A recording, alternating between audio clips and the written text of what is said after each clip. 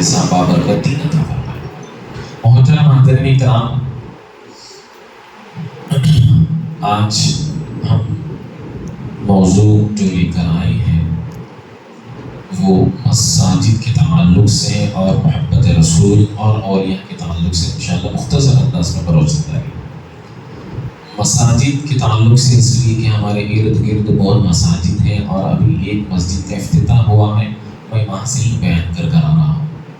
نئی مسجد جہاں پر مسجد نمرہ ہے نا، مسجد نمرہ، وہاں پر جو ہے بیان کر آ رہا ہوں۔ تو محترم حاضرین کرام، مسجد یہ اللہ کا گھر ہے۔ کس کا گھر ہے؟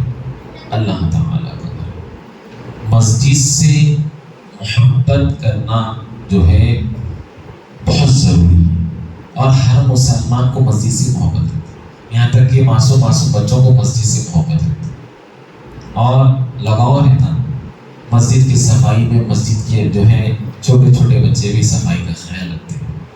تو مسجد، اللہ تعالی مسجد کے تعلق سے قرآن میں فرماتا ہے پارے 10 سورۃ توبہ میں، انما یعمر مساجد اللہ من آمن باللہ والیوم الآخر واقام الصلاۃ وآتى الزکاۃ ولم یخش الا اللہ۔ اللہ کے مساجد کو وہی لوگ آباد کرتے ہیں جو آخرت پر ایمان رکھتے ہیں اور نماز قائم کرتے ہیں، زکوٰۃ دیتے ہیں، نماز قائم کرتے ہیں اور زکوٰۃ دیتے ہیں۔ تو الغرض محترم حاضرین کرام، مساجد دنیا بھر میں بہت زیادہ ہے۔ سب سے بڑی مسجد جو ہے وہ مسجد الحرام ہے، اللہ کا گھر کعبۃ اللہ، اور اس کے بعد پورے روئے زمین میں مقدس جگہ جو ہے وہ مسجد نبوی صلی اللہ علیہ وسلم، اس کے بعد مسجد الاقصی ہے، اور اس مسجد میں جو مسجد الحرام ہے جو اللہ کا گھر ہے، اس میں ایک نماز ادا کرنا گویا 1,00,000 نماز ادا کرنے کا ثواب ہے۔ اور مسجد نبوی صلی اللہ علیہ وسلم میرے آقا علیہ السلام کی مسجد ہے، اس میں آپ ایک نماز ادا کریں تو گویا آپ کو 50,000 نمازوں کا ثواب عطا فرماتا ہے۔ اسی طرح آپ مسجد الاقصی میں آپ نماز ادا کرتی ہیں، حدیث ہے بخاری اور مسلم کی حدیث ہے، رسول اللہ صلی اللہ علیہ وسلم فرماتے ہیں کہ اللہ تعالیٰ 25,000 نمازوں کا ثواب عطا فرماتا ہے۔ اور عام مساجد جو ہے، آپ کے ارد گرد جو مساجد رہتے ہیں، اس مسجد میں ایک نماز ادا کرنا گویا 27 درجے ثواب ہے۔ اور گھر میں ہم کو فرض نماز ادا کرنا نہیں ہے، فرض نماز ادا مسجد میں ادا کرنا ہے۔ بس آپ کو بتاؤ، مسجد کے تعلق سے رسول اللہ صلی اللہ علیہ وسلم صحابہ کو فرمائے، صحابہ کرام لکڑیاں جمع کرو۔ صحابہ فرمایا رسول اللہ لکڑیاں جمع کرنے کا مقصد، فرمایا جمع کرو، اور حضور اعلان کریں گے جو مسجد میں آ کر فرض نماز ادا نہیں کرتا اس کے گھر کو آگ لگا۔ سوچو محترم حاضرین کرام کہ آپ کتنی تڑپی، کتنے غصے سے میرے آقا علیہ السلام بولے، کیسا جلال تھا میرے آقا علیہ السلام کا۔ کبھی تو جمال بھی رہتا ہے، کبھی جلال بھی رہتا ہے۔ اس جلال کو دیکھیے، کوئی کیسی تبھی حدیث کے الفاظ میں گھر کو آگ لگا۔ فرمایا اس لیے آگ لگا دو جو مسجد کو نہیں آتے، یہ مسجد کو نہیں آ کر گھروں میں نماز ادا کرتے، ان کو جو ہے آگ لگا دو۔ محترم حضرات کرام، یہ نماز، یہ مسجد سے لگاؤ رہنا آپ کو، یہ اللہ کی توفیق ہے۔ چاہے بڑے رہنے دو چاہے چھوٹے رہنے دو، اگر کسی کا بھی دل مسجد میں لگتا ہے تو اللہ تعالیٰ کے نزدیک وہ پسندیدہ بنتا ہے۔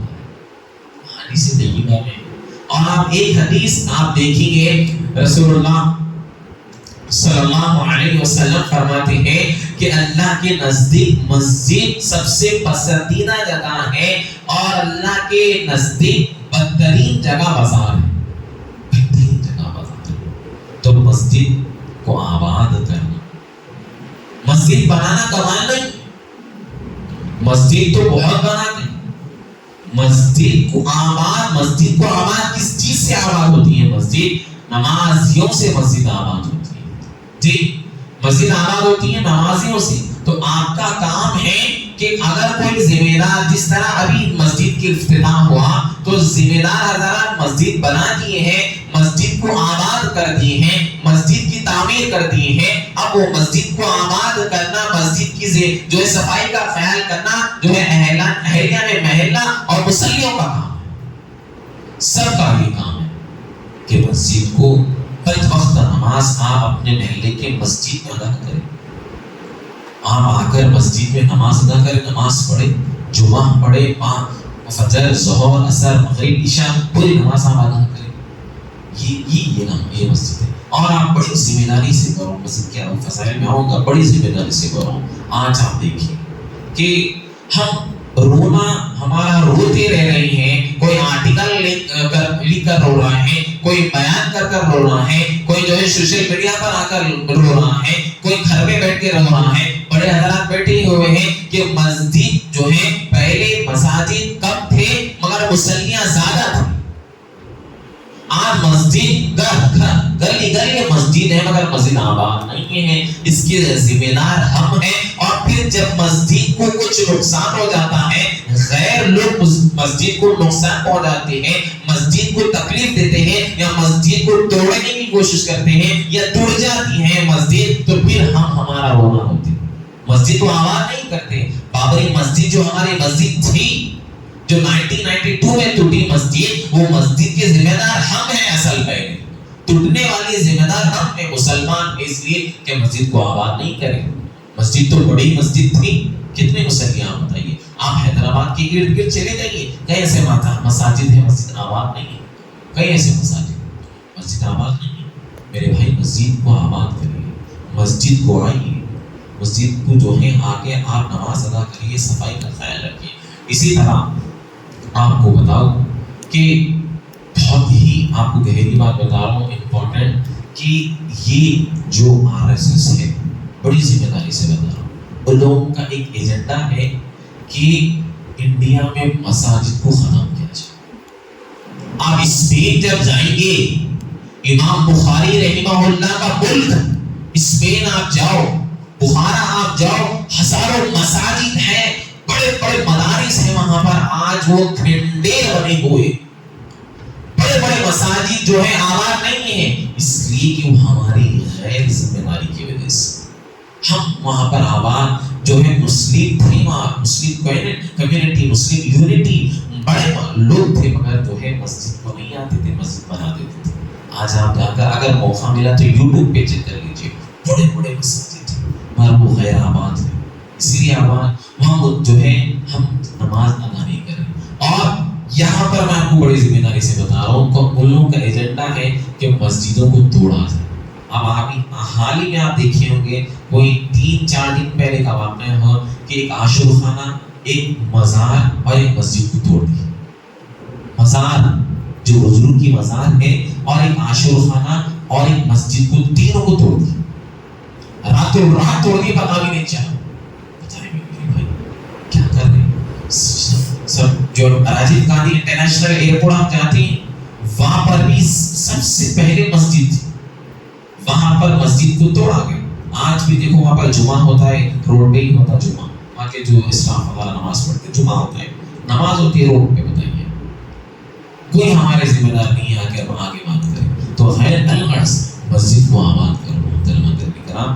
اب جو ہو چکا ہے، مگر ہم کو مسجد آپ کو بتاؤ، نبی کریم صلی اللہ علیہ وسلم مکے سے جب مدینہ آئے تو سب سے پہلے مسجد کو آباد کرے. مسجد قباء جو مسجد اسلام کی پہلی مسجد ہے، اس کو آباد کرے. اور ایسی آباد کرے، فرمایا لوگوں قیامت تک جو بھی مسجد قباء میں آئے گا، ایک نماز ادا کرے گا، اللہ اس کو کرے گا ثواب عطا کرے. کتنی پیاری بات ہے. تو حضور بی عائشہ فرماتی ہیں کہ پورا وقت امہات المؤمنین جو حضور کے ازواج تھے فرماتے ہیں کہ پورا وقت میرے آقا علیہ السلام کا جو ہے مسجد گزرتا. اور مسجد صرف نماز پڑھنے کی جگہ نہیں. مسجد آپ بتائیے کہ میرے بھائی، ارے آج دیکھ کر اتنا افسوس ہوتا ہے، حال ہی میں آپ کو بتا رہا ہوں، میں ایک پولیس اسٹیشن کے پاس سے جا رہا ہوں، گزر رہا ہوں، 2-3 دن پہلے آپس میں خواتین اور مرد حضرات لڑ لے رہے ہیں،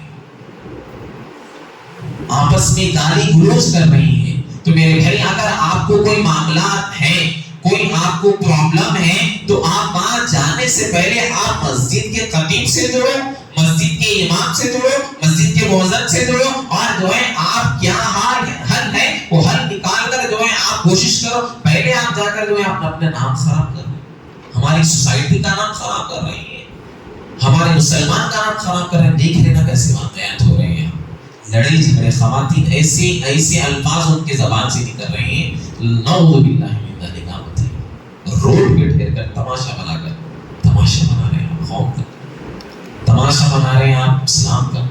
تب دیکھنے والے کیا دیکھیں گے بتائیے آپ، کیا پیغام جائے گا، کیا پیغام دے گا؟ تو مسجد حضور کے زمانے میں مسجد جب تھی مسجد نبوی میں، تو لوگ آ کر لنگر بھی لگتا، حضور علیہ السلام مطلب لوگ کھانا بھی کھاتے، لوگ آتے تو حضور علیہ السلام سے مسائل پوچھتے، خواتین مسائل پوچھتے۔ بعد میں عمر رضی اللہ تعالیٰ کے دور میں خواتین کو منع کر دیا گیا، جو خواتین میں مسجد میں آتی، نماز ادا کرتی اور خواتین کے مسائل بتائے جاتے تھے، پھر مرد حضرات کے جو ہے مسائل بتائے جاتے تھے، یہاں تک کہ دنیاوی چیزوں میں اگر کوئی مشغول ہے، کوئی پرابلم میں ہے، کوئی پریشانی میں ہے، تو مسجد آ کر حضور کی بارگاہ میں عرض کرتا، حضور مسجد سے اس کا حل ادا کرتے تھے۔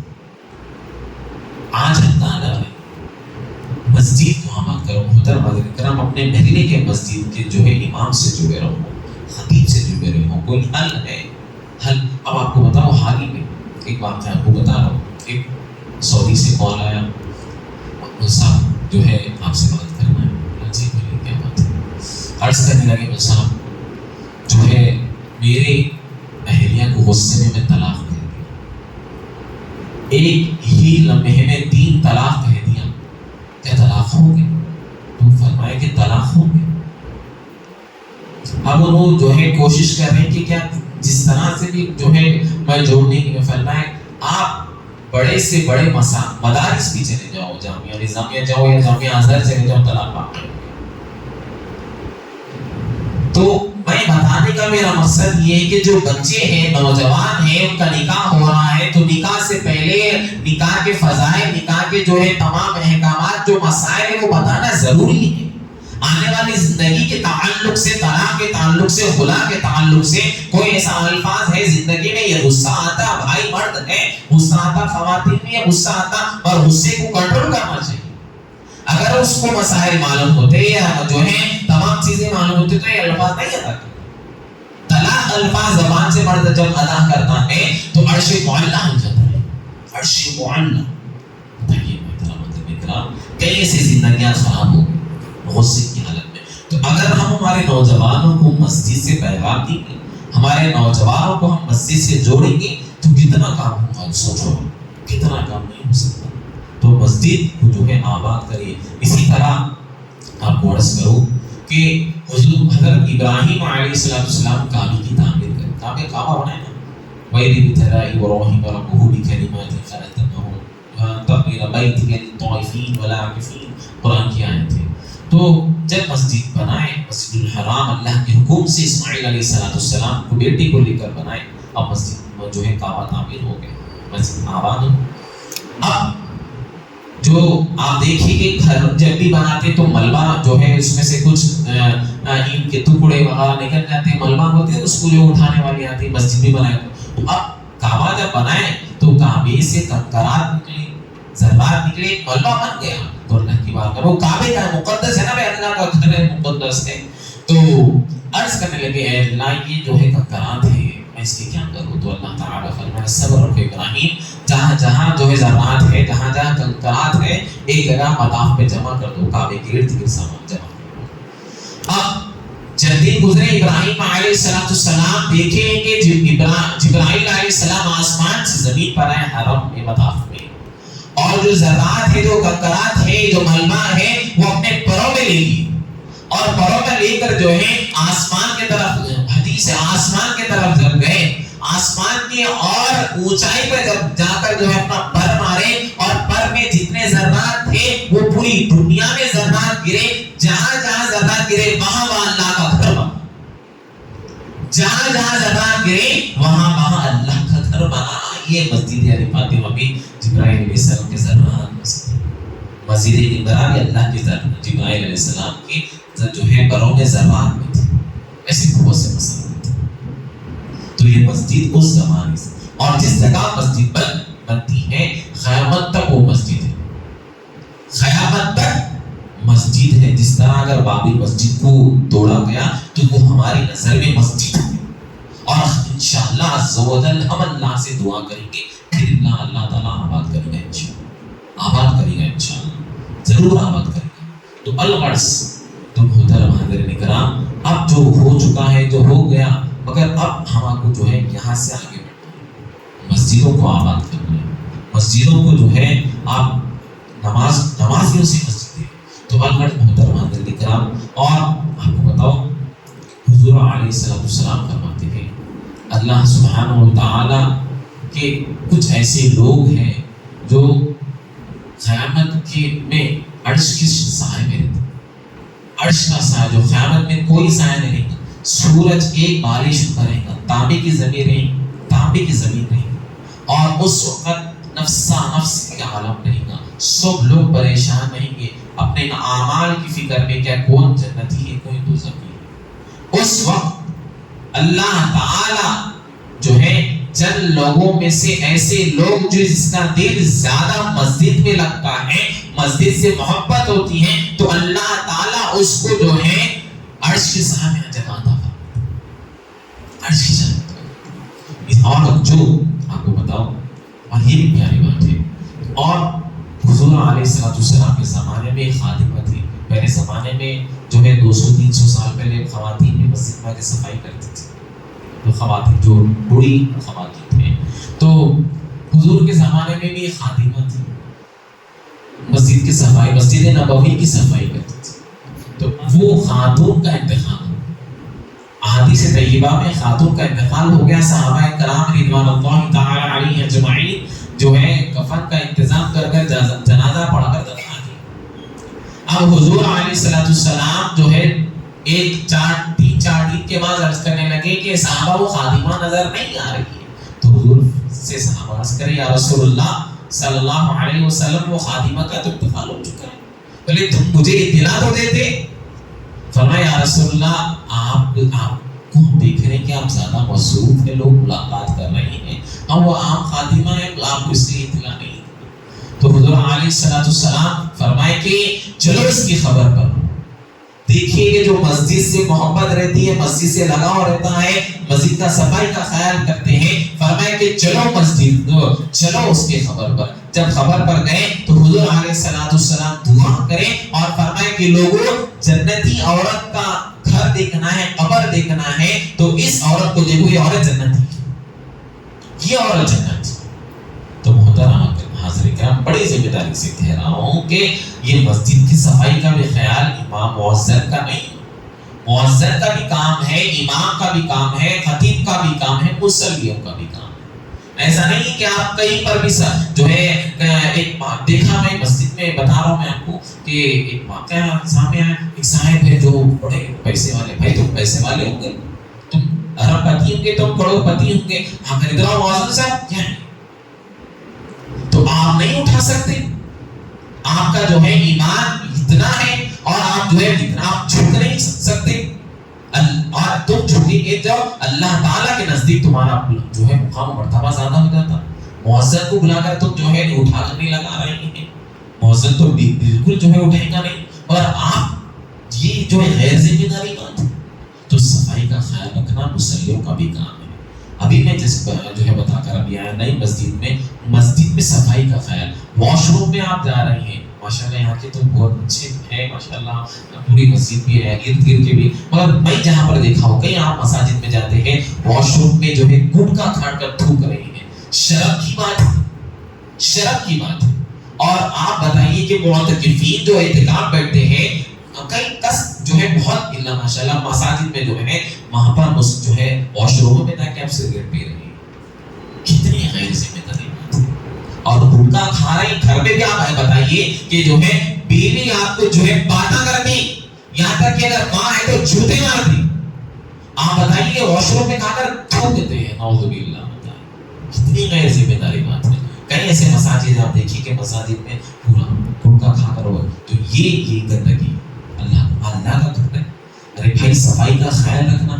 صفائی کا آپ خیال رکھیں گے تو جو ہے ایک صاحب تھے جو مسجد کا صفائی کا خیال رکھتے تھے. نہ نمازی تھے، نہ پرہیزگار تھے، نہ عبادت گزار تھے، پر جب بھی مسجد کا جو ہے صفائی کا معاملہ آتا تو آتے صفائی کرتے تھے. دیکھیں گے آپ بہت سے ایسے رہے تھے. ماشاءاللہ ہمارے پاس بھی علیم بھائی اللہ کو سلامت رکھے یہاں پر کرتے ہیں. علیم بھائی ماشاءاللہ صفائی کا 1 روپیہ بھی نہیں لیتے. جو علیم بھائی ہمارے موجود ہیں صفائی کا جو خیال کرتے ہیں بلا عذر، وہ بندہ آتا ہے ہر چیز کا صفائی کا خیال ماشاءاللہ سے اللہ سلامت رکھے. تو ایک صاحب تھے جو مسجد کا صفائی کا خیال رکھتے تھے. ان کا انتقال ہو گیا تو لوگ کہنے لگے اب انتقال تو ہو گیا. ایک بزرگ ان کو خواب میں دیکھے ما فعل اللہ بک، فرمائے کہ اللہ تم سے کیا معاملہ فرمایا. فرمائے کہ میرے بھائی، فرمانے لگے کہ اللہ تعالی یقیناً رحمان اور رحیم ہے. میں نہ نمازی ہوں، نہ پرہیزگار ہوں، نہ عبادت گزار ہوں، نہ تہجد گزار ہوں، پر اللہ تعالی جنت میں مجھے اعلیٰ مقام عطا فرما دیا ہے. فرمائے یہ کیسا ہو گیا؟ فرمائے کہ میں مسجد کا صفائی کا خیال رکھتا تھا. اللہ تعالیٰ کی مسجد کا صفائی کرنے سے اللہ تعالیٰ میرے دل کو صاف کر دیا، میرے جسم کو صاف کر دیا ہے، اور میرے جسم کو جو ہے ایک آگ کی ذرات بھی نہیں لگی. بتائیے محترم حضرات کرام، صفائی تو یہ مسجد، یہ مسجد سے محبت ہونا ضروری ہے.